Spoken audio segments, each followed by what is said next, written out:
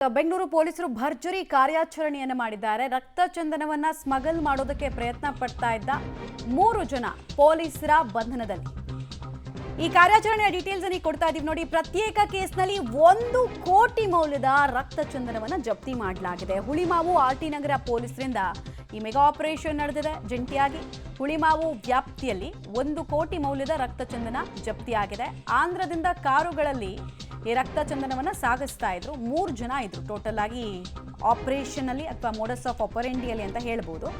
RT ನಗರ ಪೊಲೀಸರು 75 ಲಕ್ಷ ಮೌಲ್ಯದ ರಕ್ತ ಚಂದನವನ್ನ ಸೀಸ್ ಮಾಡಿದ್ದಾರೆ.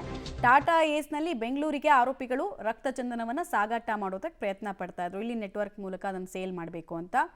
ಆಂಧ್ರದಿಂದ ಬೆಂಗಳೂರಿಗೆ ಈ ವೇಳೆ ಬಂದಂತಹ ಇಬ್ಬರನ್ನ ಬಂಧಿಸಲಾಗಿದೆ. ಪ್ರತ್ಯೇಕ ಪ್ರಕರಣ. ಟೋಟಲ್ ಆಗಿ 1 ಕೋಟಿ ಮೌಲ್ಯದ ರಕ್ತ ಚಂದನವನ್ನ ಸೀಸ್ ಮಾಡಲಾಗಿದೆ. ಪೊಲೀಸರ ಕಾರ್ಯಾಚರಣೆಗೆ ಜನ ಕೂಡ ಮೆಚ್ಚುಗೆಯನ್ನು ವ್ಯಕ್ತಪಡಿಸ್ತಾ ಇದ್ದಾರೆ.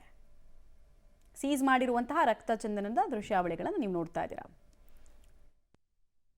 ಕೇಸಲ್ಲಿ ಹುಲಿಮಾವು ಪೊಲೀಸ್ ಸ್ಟೇಷನ್ ವ್ಯಾಪ್ತಿ ಮತ್ತು ಆರ್ಟಿ ನಗರ್ ಪೊಲೀಸ್ ಸ್ಟೇಷನ್ ವ್ಯಾಪ್ತಿ ಎರಡೂ ಕಡೆ